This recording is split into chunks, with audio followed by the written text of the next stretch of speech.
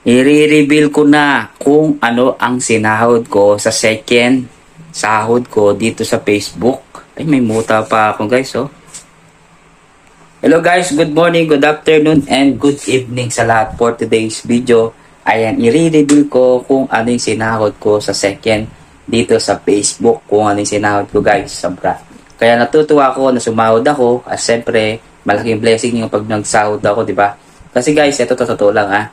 Kaya never ako nag-stop at never ako huminto dito sa pagbablog. Kasi 2 years akong hindi nagtrabaho. Ay 2 years na akong bakante. At syempre, nag-focus na ako sa pagbabloging. Kasi dito yung passion ko, dito ako masaya. At dito ako hindi enjoy, di ba? Sabi nga nila, kung saan ka masaya, dun ka. Pero sa totoo lang, nagtrabaho naman ako. Kaso ang problema, ayaw ko yung trabaho na yun. Kasi mas gusto ko kung saan ako mas komportable at saan ako masaya. Kaya ang ginagawa ko guys, itong pagbablog ko, kumbaga ano ko na to, passion ko na to, lifestyle ko na to. Kaya natutuwa ako kasi sumasahod ako. Mas masarap kasi sumasahod at pinaghihirapan mo. Alam niyo guys, ito yung pinakasahod ko sa pangalawang sahod ko. Ang nabili ko ay, i-reveal ko na po ba kung ano ba yung nabili ko ng second sahod ko? Ito guys, electric pan. Oh.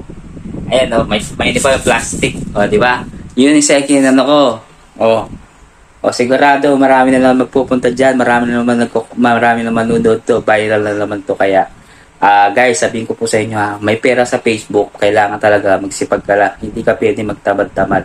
Kaya yun po yung masasabi ko ha, sipag at syaga lang po yung pupunan dito para kumita ka dito. Basta hayaan mo lang kung ano yung mga taong nag-husga sa'yo, kung ano, hinayaan mo lang yung mga tao. Ang importante dito, yung mga taong hindi mo kakilala, silang susuporta sa'yo. Kaya maraming salamat po sa ating mga followers.